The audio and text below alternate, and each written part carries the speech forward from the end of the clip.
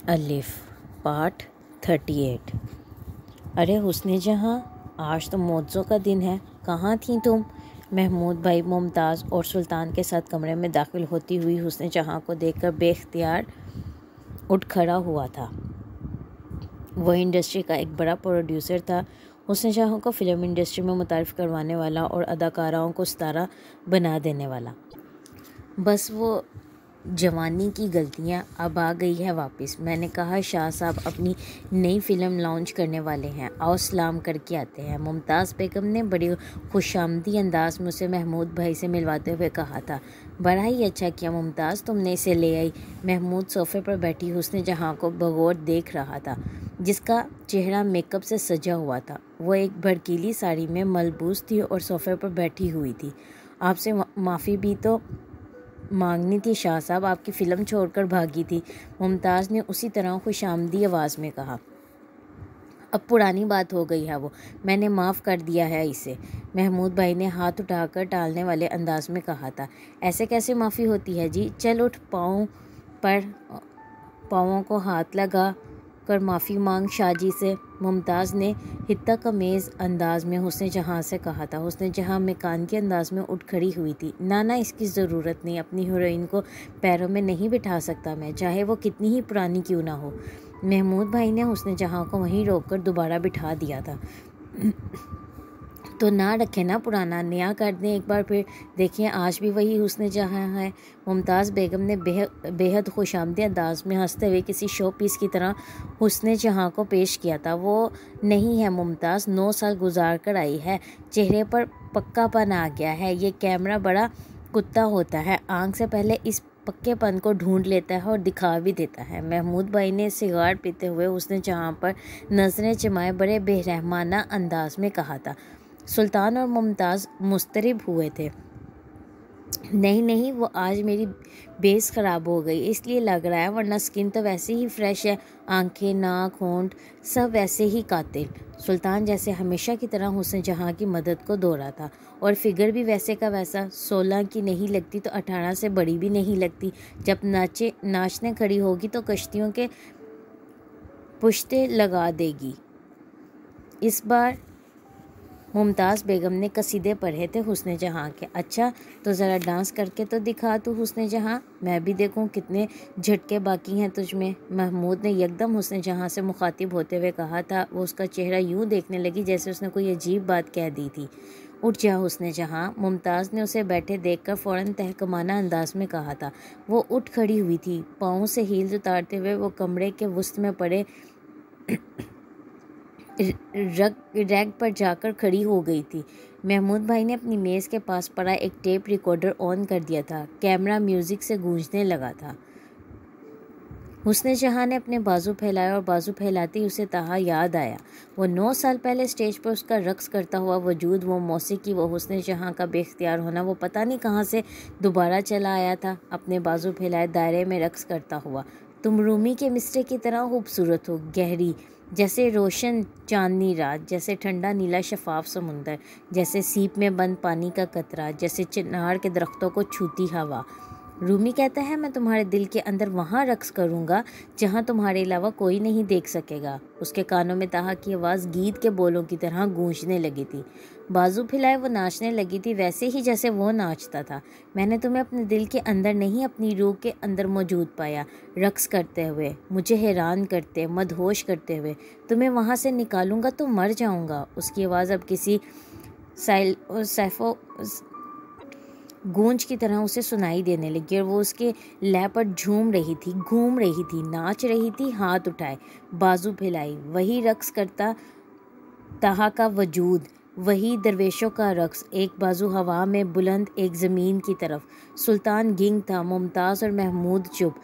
फिर खामोशी को महमूद ने तोड़ा, टेप रिकॉर्डर बंद करके। उसने जहाँ टेप रिकॉर्डर बंद करने पर भी नहीं रुकी थी, वो इसी तरह दायरे में घूम रही थी। मेरी हीरोइन नूरिया आ गई है, मुझे उससे अगली फ़िल्म की बातचीत करनी है। मुमताज़ तुम हुस्ने जहाँ का इलाज करवाओ। महमूद ने मुमताज़ से महमूद भाई को देखा था। इलाज ज़हनी, मुमताज़ ने हौलाकर सीने पर हाथ रखा। पागल नहीं है ये शाह साहब, तौबा करें। अल्लाह ना करे कि वो पागल हो, मगर हो जाएगी। ये जो प्यार मोहब्बत के चक्कर होते हैं ना, ये तबाही मार देते हैं। बड़ा एक्टर एक्ट्रेस की वैसी सोच और हालत नहीं रहती जैसे हुआ करती है। हर एक्टर एक्ट्रेस बदल जाता है मोहब्बत के चक्कर में पड़ने के बाद। वो कहते हुए उठकर कमरे से बाहर गया था। मुमताज़ ने बेहद तैश के आलम में पाँव में पहना हुआ जूता उतारकर ज़ोर से नाचती हुई हुस्न जहाँ को मारा। कर लिया राज तूने हुस्न जहाँ, हो गया सब ख़त्म, अब तू रेड़ी लगा ले, वो तकरीबन चीख कर कहते हुए गई थी। हुस्न जहाँ ने जैसे कुछ भी नहीं सुना, वो उसी तरह घूम रही थी। सुल्तान सोफे से उठकर उसके पास गया। उसने हुस्न जहाँ का हाथ पकड़कर जैसे उसे नाचने से रोका। उसने रुकते ही बेख्तियार कहा, ताहा। सुल्तान का दिल किसी ने मुट्ठी में मसला। नहीं, वो मर गया, मैं सुल्तान हूँ। उसने जैसे हुस्न जहाँ को होश में लाने की कोशिश की थी। वो रोते हुए हंसी। मैं भी, हुस्न जहाँ भी। वो दोबारा नाचने लगी थी। लाउंज में खामोशी छाई हुई थी। सुल्तान अब चुप था। उसके गालों पर आंसू बह रहे थे और वो इस तरह बैठा हुआ था जैसे आज भी माजी में कहीं जाकर हुस्न जहाँ को देख रहा हो। मोमिना इसके सामने गींग बैठी थी, यूँ जैसे उसके पास कहने को कुछ बचा ही नहीं था। फिर उसने बमुश्किल बहुत देर बाद सुल्तान से पूछा, फिर बस मर गई वो, खुदकुशी कर ली उसने? वो कहते हुए बमुश्किल सोफे से उठा था, यूं जैसे उसके पास अब और कुछ बताने के लिए रहा ही नहीं था। मोमिना भी उसी तरह बैठी थी, यूं जैसे उसके पास भी सारे सवाल ख़त्म हो गए थे। ये मैं नहीं था मोमिना जिसने घर तोड़ा था हुस्न जहाँ का। ये कल्बे मोमिन था जो दीवार बना था अपने माँ बाप के बीच में। सुल्तान ने जाते जाते कहा था, मेरे प्यारे अल्लाह, अस्सलाम वालेकुम। आप कैसे हैं? मैं भी ठीक हूँ। आपको मैं याद हूँ ना? मैं कल्बे मोमिन हूँ। आपको ख़त लिखता था, फिर ख़त लिखना बंद कर दिया, लेकिन आपको भूला नहीं हूँ मैं, बस आपसे नाराज़ था। इसके लिए सॉरी। मुझे नाराज़ नहीं होना चाहिए था, पर मैं आपसे नाराज़ हो जाता हूँ कभी कभी। अब तौबा कर रहा हूँ। मुझे पता है आप मेरी तौबा फ़ौरन कबूल कर लेंगे।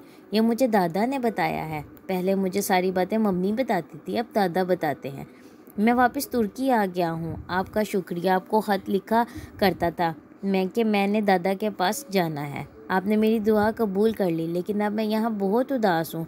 यहाँ सब कुछ ठीक है, दादा प्यार करते हैं, मैं स्कूल जाता हूँ, खताती सीख रहा हूँ, मेरा अच्छा सा कमरा है, नए दोस्त हैं, बहुत सारे खिलौने हैं, लेकिन अल्लाह मियाँ मैं बहुत उदास हूँ क्योंकि यहाँ मम्मी नहीं है और मुझे बहुत याद आती हैं। हालांकि मैं उनसे झगड़ा करके आया हूँ, खफा भी हूँ, फिर भी वो मुझे याद आती हैं।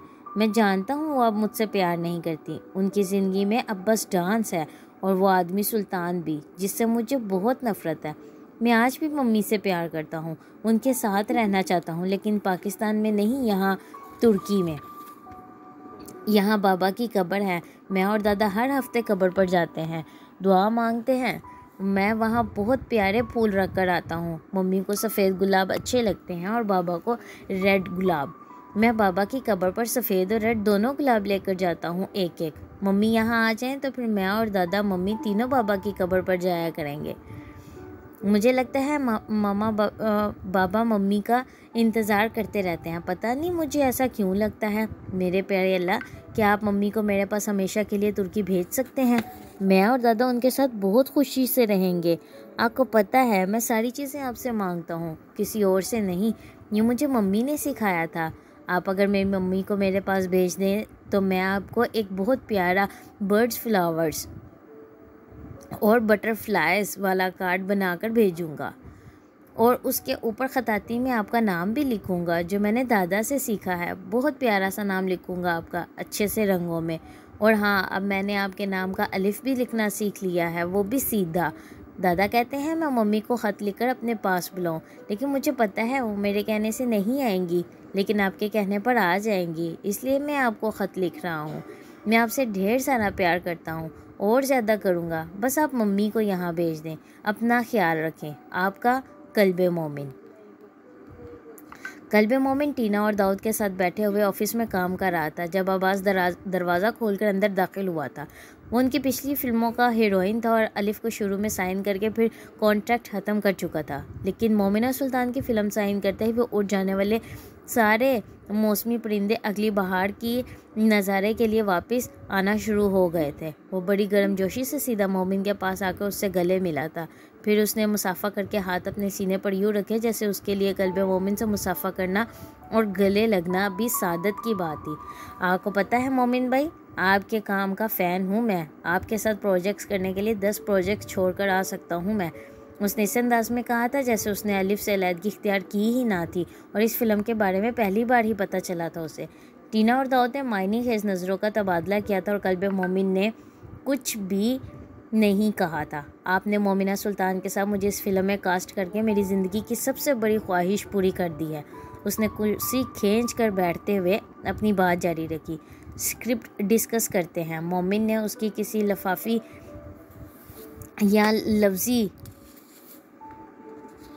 या लफाजी का जवाब नहीं दिया था। उसने बस स्क्रिप्ट खोल लिया था। अब्बास कुछ गड़बड़ाया था। मोमिन जाल में नहीं आया था। रोल छोटा है और एक बच्चे के बाप का है। कोई इतराज़? उसने बेहद वाज़े और गैर मुबहिम अंदाज में कहा। मोमिना सुल्तान के ऑपोजिट है? अब्बास ने झट पूछा था। हाँ, मोमिन का जवाब मुख्तसर था। मुझे कोई एतराज़ नहीं, उसने फ़ौरन कहा। और फिर मोमिन भाई, आपकी फ़िल्म है, मुझे पता है आप कुछ ना कुछ करवा ही लेंगे मुझसे। आप पर अंधा एतमाद है मुझे। मोमिन ने उसकी खुशामद का नया सिलसिला बीच में ही काटते हुए दाऊद से कहा, कॉन्ट्रैक्ट कर लो और करवा लो दोबारा से, फिर मुझे बता देना। वो रात के वक्त घर के लाउंज में थका हारा दाखिल हुआ था। शकूर चंद दिनों के लिए छुट्टी पर गया हुआ था और घर की खामोशी पहले से ज़्यादा गहरी थी। लाउंज में वो दीवार खाली थी जिस पर वो खताती इतने सालों से लगी हुई थी। मोमिन ने उसकी जगह कुछ भी नहीं लगाया था। LCD ऑन करके वो किचन के फ्रिज से पानी की बोतल निकाल कर ले आया था। इसे पीते हुए वो चैनल्स सर्फिंग करने लगा था। एक चैनल पर उसकी फ़िल्म के हवाले से खबर चल रही थी। The academy award winning actress Momina Sultan Singh signs her new film in Pakistan living hectors upcoming merit urban saga. Kalbe Momin ने चैनल बदल दिया। वो अब जिस चैनल पर गया था वहाँ प्रेस कॉन्फ्रेंस की कवरेज के साथ खबर चल रही थी। मोमिना सुल्तान ने बिलाकर अपनी अगली फ़िल्म का ऐलान कर दिया और इस पर वो लोकल स्क्रीन पर जलवा गर होंगी। कल्बे मोमिन की अगली फ़िल्म अलिफ में। याद रहे कि ये फ़िल्म पिछले साल अनाउंस हुई थी मगर फिर तातील का शिकार हो गई। अब मोमिना सुल्तान के इस फिल्म का हिस्सा बनने पर कल्बे मोमिन की किस्मत का सितारा एक बार फिर चमका है और इस बार बैनुल-अक़वामी तौर पर। कल्बे मोमिन ने वो चैनल भी बदलते हुए टीवी बंद कर दिया था। वो अब बोतल से पानी गटागट पी रहा था, यूं जैसे मोमिना सुल्तान के नाम की ये तकरार उसे परेशान करने लगी थी। उसका एहसानमंद होने के बावजूद फ़ोन उठाकर उसने यकदम मोमिना को कॉल करनी शुरू कर दी थी। दूसरी तरफ से किसी ने कॉल रिसीव नहीं की। कल्बे मोमिन को उस वक्त एहसास हुआ कि वो रात का पिछला पहर था, लेकिन कॉल रिसीव ना होना भी फिर भी उसकी अना को मजरूह कर गया था। मैं तो भूल गया था ऑस्कर अवार्ड याफ्ता अदाकारा है वो, पहली कॉल पर डायरेक्टर की कॉल कैसे लेगी वो भी कल्बे मोमिन जैसे डायरेक्टर की। उसने बड़बड़ाते हुए खुद ही फ़ोन बंद करते हुए उसे दूर फेंक दिया था।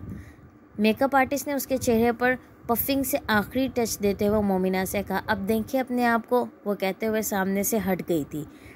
मोमिना ने आईने में अपने आप को देखा और पहली नज़र में उसे लगा वो हुस्ने जहाँ ही थी। मोमिन भाई ने जो लुक देने को दी थी या कही थी बिल्कुल वैसी ही लुक दी है मैंने आपको। वो अपने आप को आईने में देखते हुए मेकअप आर्टिस्ट की बात पर चौंकी थी। कौन सी लुक? तुम्हें कोई तस्वीरें दी थी उसने मेकअप आर्टिस्ट को कुरेदा था। हाँ, ये देखें, ये मेरे फ़ोन में हैं तस्वीरें। मेकअप आर्टिस्ट ने फ़ौरन से पहले अपने फ़ोन जैसे उसके सामने कर दिया था। वो हुस्ने जहाँ की तस्वीरें थी और मोमिना को हैरत थी। हुस्ने जहाँ को ना जानने का दावा करने के बावजूद उसने मेकअप आर्टिस्ट को वो तस्वीरें कैसे दे दी थी?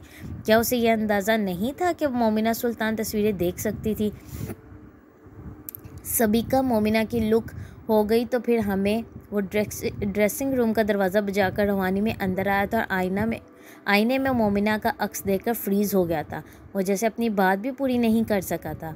उसे हुस्ने जहाँ याद आई थी। वो इस वक्त बिल्कुल उसी रूप में थी जिसमें मोमिन हुस्ने जहाँ को पाकिस्तान आने के बाद देखा करता था। मोमिन भाई ठीक है ना गेटअप? यही लुक चाह रहे थे ना आप? मेकअप आर्टिस्ट ने उसकी महवियत तोड़ी थी। उसने हड़बड़ा कर जैसे नज़रें उसके चेहरे से हटा ली थी। वो चलता हुआ मोमिना सुल्तान के पास आ गया था। सामने ड्रेसिंग काउंटर पर पड़े सफ़ेद गुलाबों में से उसने कुछ उठाकर मोमिना के बालों के जूड़े में लगाते हुए मेकअप आर्टिस्ट से कहा था, ये भी लगाने हैं। ओह ये मैं कैसे भूल गई। हाँ, ये भी लगाती हूँ। मेकअप आर्टिस्ट ने जवाबन वो फूल उसके हाथ से लेते हुए कहा, जो उसने मोमिना के जूरे पर रखकर उसे वो जगह बताई थी जहाँ वो फूल लगते थे या फूल लगाने थे। मोमिना खामोशी से आईने में उसके और मेकअप आर्टिस्ट के दरमियान होने वाली गुफ्तगू किसी तबसरे के बगैर सुनती रही थी। अब देखिए, मेकअप आर्टिस्ट ने चंद लम्हों में वो फूल उसके जूरे में लगाकर दोबारा मोमिन से राय ली थी। इस बार मोमिन मोमिना की कुर्सी के पीछे खड़ा उसे आईने में देख रहा था, जूरे में सजे उन सफ़ेद गुलाबों के साथ, और मोमिना आईने में उसकी आंखों में आंखें डाले देख रही थी, यूं जैसे उसकी राय सुनना चाहती हो। उसने सिर्फ एक लम्हे के लिए आईने में मोमिना को देखा था, फिर वो नजरें चुराकर बर्क रफ्तारी से वहाँ से निकल गया था। कॉस्ट्यूम्स देखने हैं मुझे, डिज़ाइनर आया हुआ है, वो अजीब से लहजे में कहकर वहाँ से चला गया था। ड्रेसिंग रूम से बाहर निकलकर भी वो मोमिन की नज़रों के सामने से नहीं हटी थी। वो इसे अपने दिमाग से झटकना चाहता था, मगर वो हुस्न जहाँ बनी उसके दिमाग से चिपकी रही थी। स्टूडियो में पूरी टीम के सब लोग अपने अपने कामों में मसरूफ़ बैठे हुए थे। किसी ने मोमिन के आने पर फौरी तौर पर उससे कुछ नहीं कहा था। वो एक कुर्सी खींचकर बैठ गया था, आंखें बंद किए उन्हें रगड़ते हुए उसने जैसे माजी को एक बार फिर छुपा देने की कोशिश की थी। आंखें बंद किए वो अपनी पट्टियाँ और आंखें रगड़ता रहा, और जब उसने बिलाकर आंखें खोली थी तो वो धक से रह गया था। मोमिना सुल्तान स्टूडियो में उसके बिल्कुल सामने हुस्न जहाँ के उसी गेटअप में बैठी हुई थी। दाऊद और डिज़ाइनर उसके साथ उसके कॉस्ट्यूम और वार्डरोब की डिस्कशन में मसरूफ़ थे, और वो कुछ फासले पर बैठा सिर्फ उसे देख रहा था। उसका ख्याल था वो उसकी नज़रों से बेखबर थी क्योंकि मसरूफ़ थी, लेकिन वो इसकी खाम ख्याली थी। वो अपने चेहरे पर मरकूज़ उसकी नज़रों से बाखबर थी, और उसकी वजह से भी। वो मोमिना सुल्तान को नहीं देख रहा था, वो हुस्न जहाँ को देख रहा था। वो उस पर क्या इतराज़ करती। आपको बाहर तक छोड़ देता हूँ। वो शाम के वक्त अपना बैग उठाते हुए घर जाने के लिए निकली थी, जब दरवाजे की तरफ जाते हुए उसने अपने अकब में मोमिन की आवाज़ सुनी थी। मोमिना ने पलट कर उसे देखा। नहीं, मैं इन तकल्लुफ़ात की आदी नहीं हूँ। मोमिन ने उसकी बात काट दी। मैं हूँ, आइए। आगे बढ़कर दरवाज़ा खोलते हुए उसने मोमिना से कहा था। एक लम्हे के लिए वो टुटकी, फिर वो दरवाजे से बाहर आ गई। कार पार्किंग तक वो चुपचाप चलते रहे थे। शाम हो रही थी, पार्किंग में लगी स्ट्रीट लाइट्स ऑन थी। दाऊद ने मुझे बताया था आप कैलीग्राफी करती हैं। उसने बिलाखिर साथ चलते हुए खामोशी तोड़ी। अब नहीं करती, पहले करती थी, उसने जवाबन कहा। मेरी तरह बचपन में? मोमिना ने उसका चेहरा देखा। वो पहली बार उसके सामने खताती से अपने ऐसे ताल्लुक़ का इजहार कर रहा था। नफ़ी में सर हिलाते हुए उसने कहा, नहीं, जब तक जहांगीर जिंदा रहा। मोमिन के चेहरे पर एक रंग आकर गुजरा। आपसे माजरत करना चाहता हूँ, लेकिन ना आपने मौका दिया, ना मैं दोबारा हिम्मत कर सका। उसने बिलाखिर मध्यम आवाज़ में कहना शुरू किया। आपसे पहली मुलाकात में मेरा रवैया ठीक नहीं था। मैं माजी परस्त नहीं हूँ, उसने जवाबन उसी नरमी से कहा। जानता हूँ, लेकिन फिर भी मुझे शर्मिंदगी है। मोमिना ने गर्दन मोड़कर उसे देखते हुए कहा। मुझे हैरानी है। कल्बे मोमिन ने भी गर्दन मोड़कर उसे देखा। आप कह लें, आपको इजाज़त है। उसने इतनी फ़राक दिली से कहा था कि वह चाहने के बावजूद कुछ नहीं कह सकी थी। गाड़ी के पास पहुंचते हुए यकदम कल्बे मोमिन ने पुश्त पर बंदे हाथ सीधे करते हुए 2 सफ़ेद गुलाब उसकी तरफ बढ़ाए। ये आपके लिए। वो हैरान हुई और चलते चलते रुक गई। किस लिए? उसने उन्हें पकड़े बगैर कहा। इसे अब अंदाज़ा हुआ था वो मुसलसल हाथ पीछे बांधे क्यों चल रहा था। आपके बालों में अच्छे लग रहे थे। उसके जवाब ने कुछ देर के लिए मोमिना को लाजवाब कर दिया था। वो करैक्टर का हिस्सा था। उसने नज़रें चुराकर उसके हाथ में पकड़े उन 2 सफ़ेद गुलाबों को देखा, जिन्हें वो अब भी उसकी तरफ बढ़ाए हुए थे, और फिर उसने इन्हें पकड़ लिया। हाथ में इन सफ़ेद गुलाबों को लंबी टहनी समेत पकड़ते हुए मोमिना ने बड़ी एहतियात से जैसे उसके कांटे ढूंढने की कोशिश की थी, मगर इन दोनों गुलाबों की टहनियों पर उसे कहीं कांटा नज़र नहीं आया था, और मोमिन ने जैसे ये भांप लिया था कि उन गुलाबों की शाखों पर वो उंगलियां फेरती हुई क्या ढूंढ रही है। मैंने कांटे हटा दिए हैं इनके, ताकि आपकी उंगलियां ज़ख्मी ना हो। मोमिना ने उसकी आवाज़ पर बेख्तियार सर उठाकर उसे देखा था। कल्बे मोमिन की आंखों में उसे पहली बार एक अजीब सी मासूमियत और नरमी नज़र आई थी। ज़िंदगी में सिर्फ 2 औरतों के बालों में सफ़ेद गुलाब इतने खूबसूरत लगे हैं मुझे, वो कह रहा था। इस तरह सजते देखा है मैंने। वो किसी अजीब सी कैफियत में उससे कह रहा था। उससे बहुत करीब खड़े, वो सर उठाकर उससे नज़रें नहीं मिला सकी थी। फैसल के बाद ज़िंदगी में किसी और से इस तरह नज़रें चुराने का उसने कभी सोचा भी नहीं था। मेरी गाड़ी, कुछ बेरब्त अंदाज में मोमिना ने उससे कहा था। उसने उन दोनों औरतों के बारे में उससे कोई सवाल क्यों नहीं किया था जिनका जिक्र मोमिन कर रहा था। इस ख्याल ने मोमिन को अजीब इस्तराब में डाला। वो अंदाज़ा लगा सकती थी कि एक औरत वो खुद थी, लेकिन दूसरी औरत के बारे में वो जानना नहीं चाहती थी या वो जानती थी। उसके लिए गाड़ी का दरवाज़ा खोलते हुए और उसे खुदा हाफिज़ कहते हुए भी मोमिन यही सोच रहा था। अपने कमरे में एक गिलास वास में वो दोनों सफ़ेद गुलाब पानी में रखते हुए मोमिना ने उसका वो जुमला बार बार याद करने की कोशिश भी नहीं की थी, लेकिन फिर भी उसे याद आ रहा था। इसके कांटे हटा दिए हैं मैंने ताकि आपकी उंगलियां ज़ख्मी ना हो। उस घर में जगह जगह पड़े ढेरों कीमती फूलों के गुलदस्तों में मोमिना सुल्तान को सिर्फ वो 2 सफ़ेद गुलाब याद रहे थे। सिर्फ इनको पानी में डालकर रखना याद रहा था और सिर्फ उन्हें अपने कमरे में सजाना याद रहा था। और इन सब चीज़ों की उसके पास कोई वजह नहीं थी सिवाय हुस्न जहाँ की दास्तान हयात का एक हिस्सा होने के। उसे अभी मोमिन से स्क्रिप्ट के बारे में बात करनी थी। इंटरवल के बाद उस दूसरे हिस्से में जिसमें उसका बाप विलन था और हुस्न जहाँ वैम्प। मास्टर इब्राहिम ने खताते पर लिखा अब्दुल अली का नाम बड़े एहतराम के साथ अपनी उंगलियों से छुआ। उनकी आंखें गमनाक थी, यूँ जैसे वो उस लम्हे से अब्दुल अली को खोजने की कोशिश कर रहे थे। अब्दुल अली के मास्टरपीसेस में से एक है ये। 7 पेंटिंग्स बनाई थी उन्होंने इस सीरीज़ की कल्बे मोमिन के लिए। मोमिना दम साधे उन्हें देखने लगी थी। वो 7 पेंटिंग्स आज उनके पास लेकर आई थी और उन्होंने पहली खताती देखते ही उसे पहचान लिया था। आप जानते थे ये मोमिन के लिए बना रहे थे वो? उसने उनके सामने बैठते हुए पूछा था। हाँ, हर बार बताते थे वो फ़ोन पर। मोमिन की सालगिरह से पहले जो भी आए तो उसके लिए खताती करना शुरू करते उसके बारे में। उन्होंने इस तरह कहा था जैसे ये राज कोई राज ही नहीं था। तुम्हारे पास कैसे आ गई ये सारी पेंटिंग्स? मोमिन ने बेच दी क्या? उन्होंने अचानक कोई ख्याल आने पर उससे कहा। बेचना चाहता था वो किसी को। मैंने फ़िल्म के मुआवजे के तौर पर उससे मांग ली और उसने दे दी। मोमिना ने मुख्तसरन कहा था। वो बेख्तियार हंसना शुरू हुए थे और हंसते ही चले गए थे। मोमिना उलझी थी। आप क्यों हंस रहे हैं? उसने पूछा था। मैं कुदरत के खेल पर हंस रहा हूँ। तुम मेरे पास क्यों लाई हो ये सारी पेंटिंग्स? उन्होंने उससे पूछा था। आप कदरदान हैं इसके, इसलिए। और आपके पास अब्दुल अली साहब की कोई पेंटिंग नहीं है, इसलिए भी। उसने उनसे कहा था। है मेरे पास उनकी एक पेंटिंग। चंद लम्हों की खामोशी के बाद मास्टर इब्राहिम ने मध्यम आवाज़ में सर झुकाए कहा था। वो अपने बिस्तर पर आज भी टेक लगाए बैठे थे और कल से ज़्यादा नहीं लग रहे थे। कहाँ है? आपने कभी दिखाई ही नहीं। मोमिना बेख्तियार चौंकी थी। कीमती है, यादगार है, इसलिए संभाल कर रखी हुई है। जब तुम्हारी शादी होगी तो तुम्हें तोहफे में दूंगा। वो इस बार उनकी बात पर हंस पड़ी थी। मास्टर साहब, मेरी शादी कहाँ से याद आ गई आपको? उसे छोड़ दें, आप बताएं ये सारी किस किस दीवार पर लगाऊं? उसने बात का मौजू बदल दिया। नहीं बेटा, ये मोमिन की अमानत है, उसके लिए बनाई थी अब्दुल अली साहब ने, उसकी ज़िंदगी को महवर देने के लिए। ये उसे ही लौटा दो। नहीं भी लौटाओगी तो आज या कल ये अपने मालिक के पास पहुंच ही जाएंगी। उन्होंने बेहद नरमी से कहा। वो उनका चेहरा देखती रह गई। आप कल पे मोमिन का जिक्र इतनी मोहब्बत से क्यों करते हैं? आपको उसकी ऐबों का पता नहीं है क्या? अब्दुल अली साहब ने भी कुछ नहीं बताया आपको? मोमिना ने इस पर बेहद संजीदगी से उनसे पूछा था। उसके ऐब मेरे ऐबों से छोटे, उसके नुक्स मेरे नुक्स से कमतर, उन्होंने बेख्तियार कहा। पर मास्टर साहब, आप तो सैयद हैं, अल्लाह के रास्ते पर चलने वाले सैयद। मोमिना ने एतराज़ किया। इसीलिए तो मुँह छुपाता फिरता हूँ, इसीलिए तो सर झुकाए रहता हूँ। किसकी आल हूँ और क्या अमाल है? फिर भी पर्दा है जो डाल दिया है रब ने। पर्दा डाले ही रखे रब सब पर, किसी का ऐब ना खोले।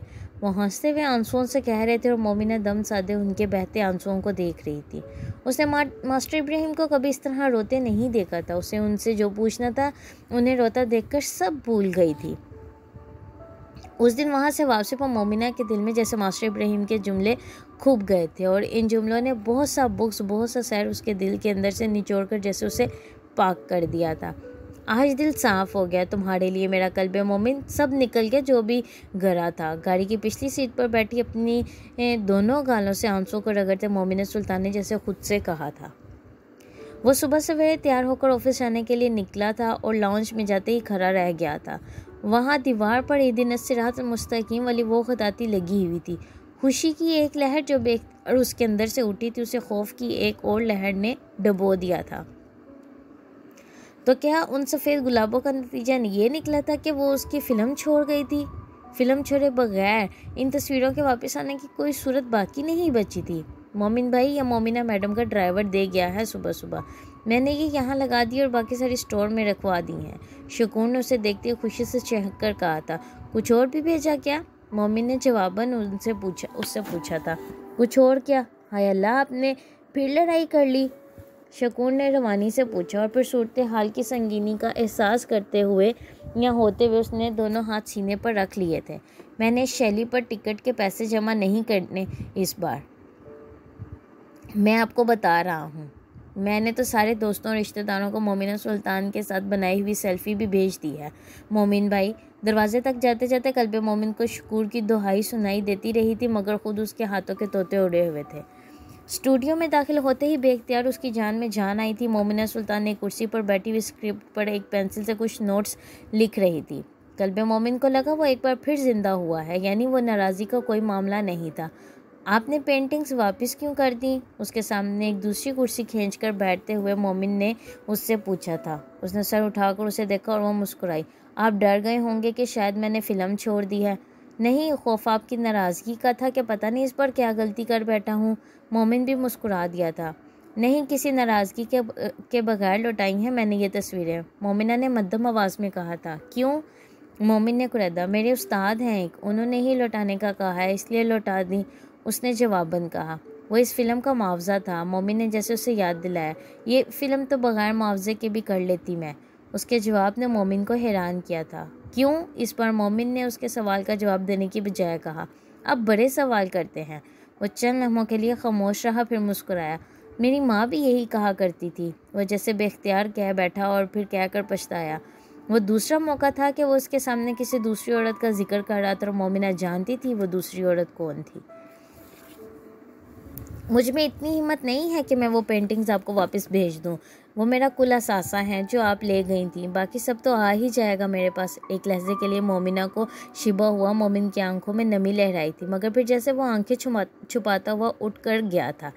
मोमिना को यकीन नहीं आया था वो शख्स रो सकता था, शुक्रगुजार हो सकता था, एहसानमंद हो सकता था, एतबार कर सकता था, रहम कर सकता था। मोमिना सुल्तान बस ये भूल गई थी कि वो कल्बे मोमिन था। मोमिन हो जाने में देर ही कितनी लगती है। अब्दुल अली की वो सारी पेंटिंग्स उसके घर की मुख्तलिफ दीवारों पर लगी हुई थी। उसके बेडरूम में, गेस्ट रूम में, ड्राइंग रूम, लाउंज, हर जगह जैसे अब्दुल अली की एक निशानी सजा दी गई थी। उसने यूं जैसे वो चाहता था कि वो आयात उसके आसपास नज़र आती रहें और उसे याद दिलाती रहें कि वो कौन था और कहाँ से गुजर कर आया था। उन तस्वीरों को अपने अपार्टमेंट्स की दीवारों पर सजाते हुए मोमिना के साथ साथ उस उस्ताद का भी ख्याल आता रहा था जिसने मोमिना को कहा था कि वो इसे ये सारी पेंटिंग्स वापस कर दे, और कल्बे मोमिन उलझा था इस बात पर। आखिर उस आदमी को क्या पड़ी थी कि वो इसे उसकी चीज़ें वापस दिलाता। वो अगला एक हफ्ता पाकिस्तान से बाहर थी, वरना अगले दिन कल्बे मोमिन उससे ज़रूर पूछ लेता, और जब तक वो दोबारा आई थी कल्बे मोमिन उस उस्ताद को भूल चुका था।